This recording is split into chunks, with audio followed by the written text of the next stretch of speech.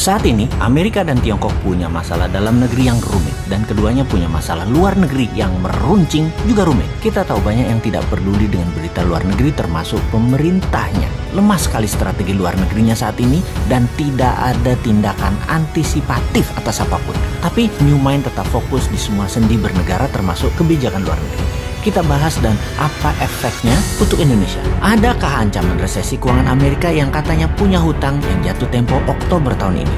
Lalu, apakah ancaman salah satu perusahaan terkaya Tiongkok yaitu Evergrande yang hutangnya mencapai 7.000 triliun yang terancam gagal bayar? Akankah bisa picu krisis keuangan di Tiongkok seperti subprime mortgage di tahun 2009 di Amerika? Apa dampak hal tersebut? 1. Melemahnya ekonomi Amerika dan Tiongkok kah? 2. Menurunkan kebutuhan komoditas impor seperti baja, nikel, besi, batubara, dan lain sebagainya. 3.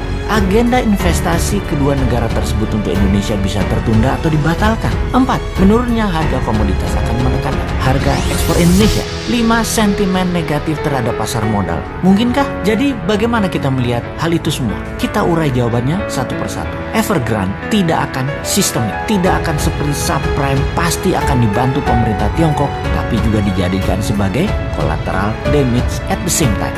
Tesis common prosperity atau sosialisme garis keras akan berlanjut dengan beberapa penyesuaian atas beberapa tesis yang tidak nyambung dengan tujuan jangka panjang Tiongkok. Salah satunya kripto yang sudah mulai dilarang di Tiongkok selain mengambil sebagian kekayaan orang kaya di Tiongkok. Capital flight sudah dan akan terus terjadi dari Tiongkok dan Hong Kong. Beneficiary-nya atau yang diuntungkan justru Singapura dan Malaysia. Ini yang di Asia Tenggara, bukan Indonesia. Di Singapura sudah sulit saat ini untuk cari Rolls Royce dan properti lux karena sudah diborong oleh orang Tiongkok dan orang Hong Kong yang hijrah. Mereka juga sudah banyak yang mendaftar untuk jadi PR atau permanent resident dan warga negara Singapura. Jadi kita detailkan untuk menjawab pertanyaan.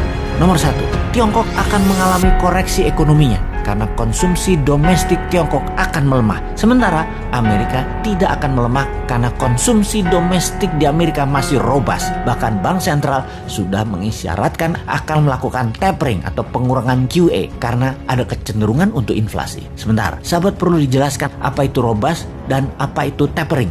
Kayaknya nggak usah ya, pasti sudah paham. Kalau buzzer pasti nggak paham. Buzzer mah diemin aja. Nomor 2, komoditas baru akan turun setelah 6 bulan karena lag effect di Tiongkok. Nah, pasti nanya lagi nih, lag effect itu apa? Sahabat, memang jarang masyarakat umum memahami istilah keuangan karena bernegaranya dibuat oleh para pejabatnya hanya fokus di politik. Kasian rakyat ini jadi bego urusan ekonomi, taunya paling pol dagang doang karena perilaku bernegara pejabatnya. Tapi tenang, rakyat tidak paham tidak apa-apa, tapi pejabat yang berkuasa ternyata juga tidak paham seperti kali ini. Itu memalukan. Jadi apa itu lag effect? Oke, saya terjemahkan pelajaran kampus aja artinya. Bahasa Indonesia cari dewe ya.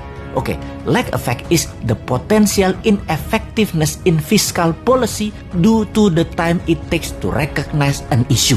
Dah, itu aja artinya. Cari sendiri ya artinya. Kita lanjut. Nomor 3, capital flight dari Tiongkok nggak akan ke Indonesia. Amerika dan Tiongkok telah melakukan QE masing-masing sebesar 5 triliun dolar. Amerika 4 triliun, Tiongkok 1 triliun dalam 20 bulan terakhir. Tapi nggak akan ada imbasnya ke Indonesia secara berarti. Pasti pada nanya lagi, QE itu apa? Wes, kali ini Bosman jadi orang belagu dah, sok berilmu. Niatnya cuma satu sih, nantang manusia yang katanya terbaik bidang ekonomi.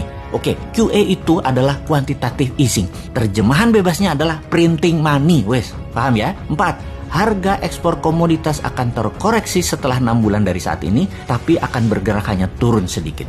5, pasar modal akan terkoreksi sedikit tapi akan terbang kembali. Dikarenakan uang beredar di Amerika, di Uni Eropa, di Jepang, di Tiongkok masih masif. Rasio M2 terhadap GDP masih jauh di atas 100%. Jumlah M2 masih di atas US dollar 100 triliun. Ini akan terus mempengaruhi pasar modal secara positif dan kebanyakan akan dialokasikan di tesis-tesis abad ke-21 seperti teknologi, nanoteknologi, AI atau artificial intelligence, bioteknologi, robotik, dan spaceship dan lain sebagainya. Tidak akan invest di Indonesia kecuali nyedot sumber daya alam seperti sekarang yang rakyatnya nggak dapat apa-apa, negaranya nggak dapat apa-apa, pejabatnya dapat dong, mosok tidak.